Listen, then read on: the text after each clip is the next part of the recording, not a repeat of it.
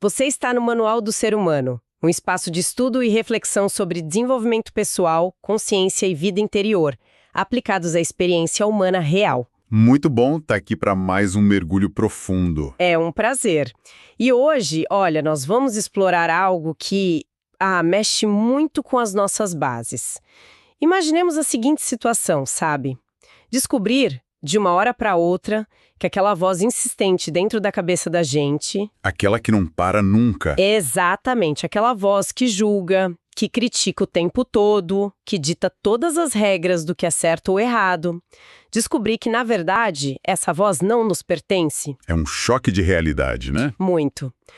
Nosso estudo de hoje foca justamente nessa premissa. Nós vamos investigar uma sabedoria ancestral que defende que a nossa percepção da realidade é, no fundo, um sonho emprestado. Um roteiro que a gente foi forçado a engolir, por assim dizer. Pois é. Vamos dissecar o conhecimento tolteca, especificamente o que foi estruturado ao redor dos famosos 4 compromissos e, claro, do 5º compromisso também. A promessa aqui é desmontar a engenharia da nossa própria mente. E é uma promessa ousada, né? Mas eu diria que é perfeitamente justificada quando a gente entende a origem de todo esse material.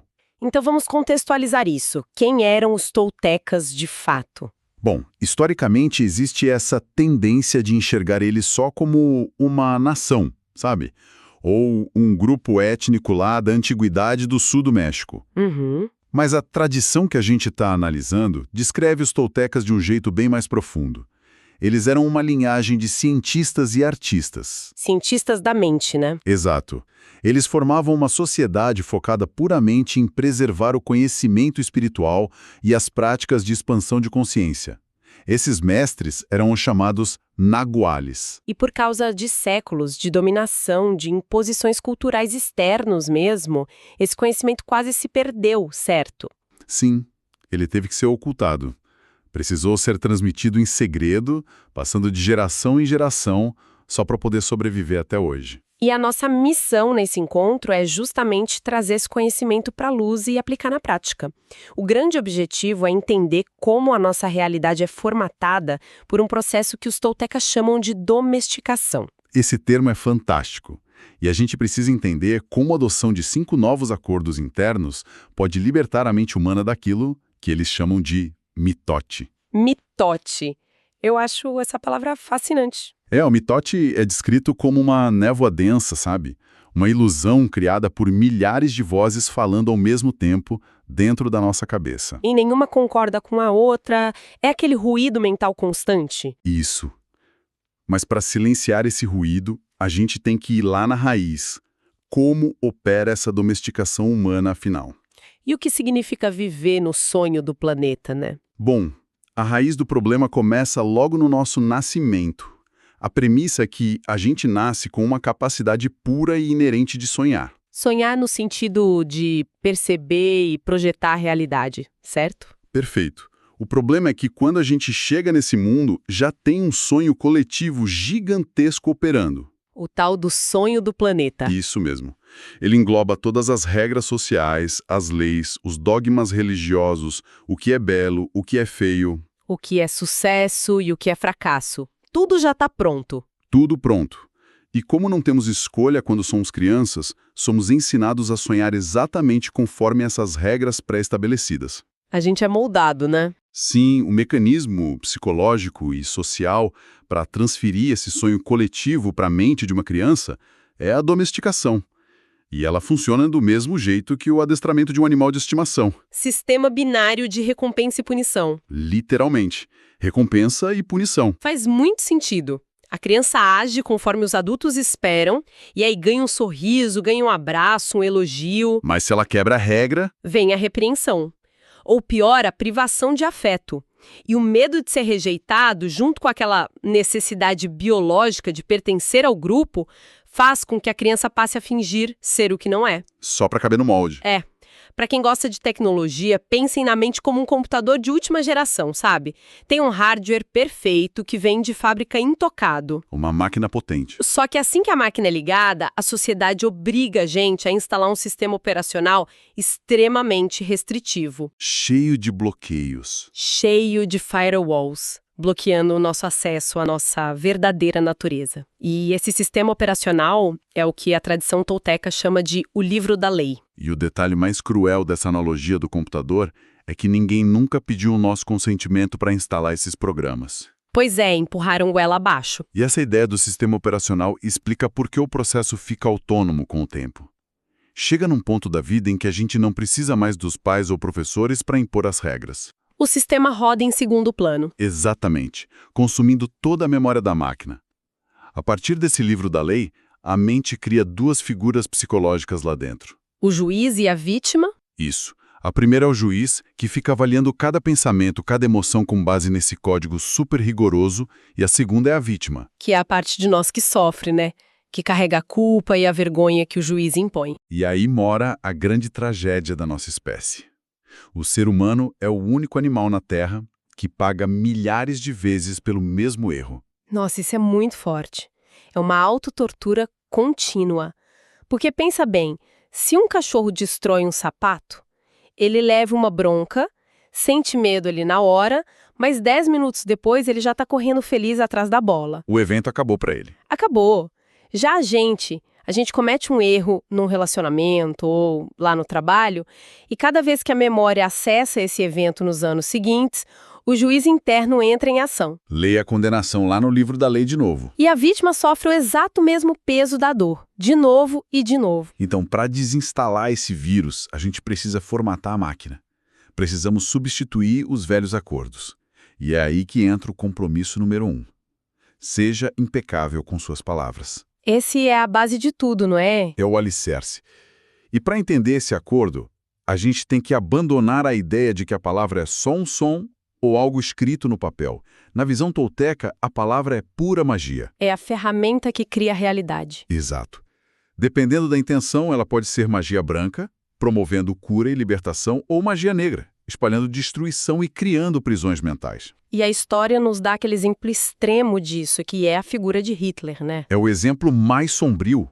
A arma principal que ele usou no começo não foi força física, foi a palavra. Palavras baseadas no medo crônico. E ele manipulou a percepção de uma nação inteira, conduzindo milhões à guerra. Isso prova que palavras mudam o mundo material. E o grande perigo é que a gente usa essa mesma magia negra no dia a dia sem nenhuma responsabilidade. A toda hora. O livro traz aquele exemplo que é dolorosamente comum. Uma mãe chega em casa exausta com uma dor de cabeça terrível. Os nervos à flor da pele. E a filha pequena tá lá na sala pulando de alegria, cantando super alto. Aí a mãe, sem nenhuma paciência naquele momento, grita com a menina: "Cala a boca, a sua voz é horrível, eu não aguento mais te ouvir." A mecânica disso é devastadora. Porque, olha, a mãe não odiava a voz da filha, ela só precisava de silêncio para aliviar a dor dela. Sim, foi um desespero. Mas a palavra já foi disparada. A mente da criança como um terreno recém-arado. É muito fértil para qualquer semente que venha de alguém que ela ama. Ela absorve. Absorve. E ouvindo aquilo da pessoa em quem mais confia, a criança adota essa mentira não como um desabafo da mãe, mas como um acordo absoluto. Um acordo sobre a própria identidade. E o resultado prático. A menina nunca mais canta na frente de ninguém. Fica tímida, bloqueia a própria expressão para sempre. A palavra reescreveu o código-fonte daquela mente. É assustador notar como a gente instala esses traumas. E tem uma camada pior ainda. A forma como falamos de nós mesmos. Exatamente. Se a palavra tem esse poder todo, a pior magia negra não é a que a gente lança nos outros, mas a que lançamos contra a gente mesmo. Aquela fofoca mental diante do espelho, né? Repetindo: "Nossa, como eu sou incapaz", ou "Eu sou muito feio, eu nunca vou conseguir nada." Isso é feitiçaria pesada contra si mesmo. Por isso a palavra impecável é tão central. Ela vem do latim sine peccato. Sem pecado. Sem pecado. Mas a gente tem que tirar a conotação religiosa disso. Nessa filosofia, um pecado é qualquer ação, sentimento ou pensamento que vá contra a sua própria natureza. O maior pecado é a autorrejeição. Então, ser impecável com as palavras é parar de usar a própria energia e intelecto contra a sua essência. É parar de se amaldiçoar todo dia. Isso cria um ótimo firewall porque nós emitimos. Mas aí vem o desafio. O mundo exterior continua jogando caos, ofensa, julgamento na gente. O tempo todo? Como que a gente se blinda contra o código malicioso dos outros? É aí que entra o segundo compromisso. Não leve nada pro lado pessoal. A gente se ofende fácil por causa da importância pessoal. O nosso cérebro, por padrão, coloca a gente como o centro absoluto do universo. A gente acha que tudo o que acontece é uma reação direta a nós. Mas a realidade fria é que cada pessoa vive isolada no próprio sonho. A mente do outro tem as regras dela, o próprio livro da lei dela. Quando alguém te insulta, na verdade essa pessoa está só externalizando a insegurança dela, o próprio veneno emocional dela. A ofensa é sobre o emissor, não sobre quem escuta. Sabe que eu confesso que esse conceito gera muita resistência, né? Porque, poxa, se alguém me agride diretamente, é quase impossível não sentir que aquilo é muito pessoal. É o teste de fogo desse conceito. Tem aquele exemplo extremo do livro? Alguém aponta uma arma para a cabeça de uma pessoa na rua. Como é que dá para argumentar que essa violência brutal não é sobre a vítima? Pois é, a explicação está lá no fundo da motivação humana. Até num ato extremo assim, o gatilho da violência é um reflexo do desespero e da doença mental do agressor. Do pesadelo dele. Do pesadelo dele. Ele faria a mesma coisa com qualquer outra pessoa que estivesse ali naquela hora, cruzando o delírio dele. O valor da vítima não tem nada a ver com a ação. Zero. A violência é sintoma de quem ataca. Dá para usar aquela analogia do diretor de cinema, para deixar mais claro.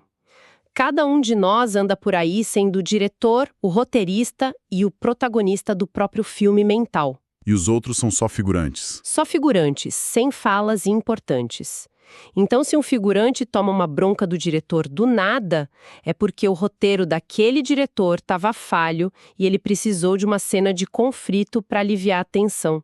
Não é culpa do figurante. E quando você entende isso, ganha imunidade. O veneno alheio não te atinge mais. O feitiço bate no escudo e volta para quem lançou. Bom, se sofrer com o que os outros dizem traz muita dor, tem uma outra fonte gigante de sofrimento que é inventar roteiros que nem existem. Ah, essa é clássica. O que nos leva ao terceiro compromisso. Não tire conclusões precipitadas ou não faça suposições. A nossa mente tem verdadeiro pavor de vácuo de informação. Ela não tolera não saber o porquê das coisas. Se a gente manda uma mensagem e a pessoa não responde em 2 horas... Em vez de pensar, o celular descarregou, a mente entra em colapso. Começa a preencher o buraco com as piores teorias possíveis. Ela tá brava comigo, ela tá me ignorando. E o grande perigo, a armadilha mesmo, é que a gente passa a acreditar na suposição como se fosse uma verdade científica absoluta. Esse hábito destrói qualquer relação interpessoal. Em relacionamentos amorosos, então, é um desastre, né? Tem aquela expectativa silenciosa, a ilusão de que o parceiro tem que ler a nossa mente. Se me amasse de verdade, saberia o que eu tô sentindo, sem eu precisar falar. Mas ninguém tem telepatia. Aí o outro não segue o roteiro, que nunca foi entregue pra ele, a decepção bate e começa a retaliação. O silêncio punitivo, as brigas. É o mitote trabalhando a 1000 por hora. O juiz interno resolve punir o parceiro por um crime que ele nem sabia que existia. O orgulho vence a comunicação clara. Viver de suposição é igual tentar andar pelas ruas de São Paulo usando o mapa do metrô de Tóquio. Você vira à direita achando que vai ter uma avenida, dá de cara com um muro de concreto e ainda fica furioso com o muro. Fica brigando com a realidade. E a correção para isso exige coragem. Coragem de ser vulnerável e simplesmente fazer perguntas diretas. Jogar o mapa errado fora e comunicar o que a gente precisa com clareza. É o antídoto contra o drama. Com esses 3 primeiros a gente já tem uma estrutura super robusta. Mas tem um problema na prática. Qual? Manter toda essa vigilância em cima das palavras, não se ofender, não supor nada, isso cansa muito. É exaustivo cognitivamente. A gente vai falhar em algum momento, é estatístico. E para impedir que o nosso juiz interno nos castigue quando a gente falha, a gente precisa de um gerenciador de expectativas. E esse é o 4º compromisso. Faça sempre o seu melhor. Isso. E o pulo do gato aqui é definir o que é esse melhor. Porque o nosso melhor não é uma métrica fixa de produtividade, como se fôssemos máquinas, né? Ele é fluido. Totalmente. O que você entrega num dia em que está super saudável, descansado, É muito superior ao seu melhor num dia em que está com febre ou depois de uma noite péssima de sono. E entender essa oscilação é o que traz sustentabilidade psicológica. Primeiro, para não forçar além do limite, o que geraria um burnout. Um colapso total. Mas, por outro lado, o acordo também serve para evitar negligência. Não fazer de menos. Exato. Evitar a preguiça, porque é a inércia que abre a porta para o juiz interno te massacrar com culpa no fim do dia. O material traz duas ilustrações maravilhosas para isso. A primeira é a do Forrest Gump. Adoro esse exemplo. Ele não é um intelectual, mas tem uma vida de profunda satisfação. E por quê? Porque seja jogando ping-pong ou cortando a grama, ele foca inteiramente na ação. Ele faz o melhor dele no presente sem se apegar fanaticamente à recompensa final. O resultado é só um efeito colateral. Ação pela alegria de agir. E, em contraste, a gente tem aquela história do monge. Ah, do mestre e do discípulo. O discípulo pergunta quanto tempo ele vai levar para se iluminar se meditar 4 horas por dia. O mestre diz, 10 anos. Aí ele tenta achar um atalho, né? Na força bruta. E se eu meditar 8 horas por dia, sem dormir nem comer? E o mestre responde gelado. Aí você vai levar 20 anos. A lógica é brilhante. Se você tenta forçar seu limite por pura ambição, você seca a sua energia vital. A obrigação entra no lugar do propósito. O sacrifício cego destrói a alegria da jornada e a linha de chegada fica cada vez mais longe. Fica provado que o sofrimento não acelera o crescimento. Bom, e se os 4 primeiros passos já mudam a vida da gente, falta um último nível de maestria. O protocolo de segurança do sistema. O mecanismo que garante que, ao se livrar dos dogmas antigos, a gente não termine ajoelhado adorando novos gurus. Que é o 5º compromisso. Seja cético, mas aprenda a ouvir. O escudo final. É importante deixar claro que ser cético aqui não é virar uma pessoa prepotente, cínica ou amarga com a vida. Não é duvidar só por duvidar. É usar a dúvida metódica para não engolir mentiras automaticamente. Duvidar do que a sociedade impõe, claro, mas principalmente duvidar das verdades que a nossa própria mente vende pra gente. E aqui entra aquela diferença enorme entre o símbolo e a realidade, né? A história de Adão dando nome aos elementos do jardim. Ele aponta para o objeto com folhas e emite o som árvore. E o problema da humanidade começa quando a gente passa a acreditar que o som árvore é o objeto. As palavras são só acordos arbitrários. Nós somos mestres dos símbolos, mas os símbolos não são a verdade. Perfeito. Mas isso me levanta uma questão prática muito desafiadora. Se a instrução é a gente duvidar de tudo, questionar cada palavra, como é que a gente convive em sociedade? Pois é, parece que leva ao isolamento, né? Como manter uma comunicação funcional sem enlouquecer? A solução está na segunda metade do acordo. Aprenda a ouvir. Quando você adota esse ceticismo, você muda a forma como escuta. Você entende que a pessoa está usando os símbolos falhos dela. Isso. Para tentar explicar a realidade virtual que existe só no cérebro dela. Ouvir com respeito significa compreender a narrativa do outro, ver a beleza daquilo, mas sem sentir a obrigação de adotar a crença dele como a sua verdade. Dá para apreciar a tempestade na mente do outro enquanto a gente continua com os pés na terra firme. Exatamente. A tempestade é dele. Essa engenharia reversa da mente é de uma precisão impressionante. Mas o nosso foco aqui no Manual do Ser Humano é extrair inteligência aplicável ao mundo real. Sim, temos que trazer para a prática. Então, como quem acompanha o programa pode pegar tudo isso e fazer uma atualização diária no próprio sistema operacional? Vamos montar um plano de ação? Vamos lá. 5 passos práticos para a rotina. Primeiro, instituir uma auditoria rigorosa das palavras. Vigiar o que a gente fala. Antes de fazer uma crítica pesada a um colega, ou de se julgar de manhã no espelho, faça uma pausa de 3 segundos. Se a palavra não é construtiva, o silêncio é a ferramenta mais poderosa. A magia do silêncio contra a magia negra. E o segundo passo? Treinar ativamente o escudo do afastamento. Tomou um ataque verbal do nada, a resposta não é atacar de volta. É lembrar na mesma hora. Essa agressão reflete o caos e o medo do agressor. Desvincular sua identidade do roteiro do outro figurante, né? Exato. Terceiro passo. A regra de ouro da pergunta. Sempre que bater um desconforto em uma relação, troque o "eu achei que ia ser assim" por uma pergunta simples. O que você quis dizer com isso? Eliminar esse território cinzento das suposições poupa muitos anos de terapia. E vamos ao quarto.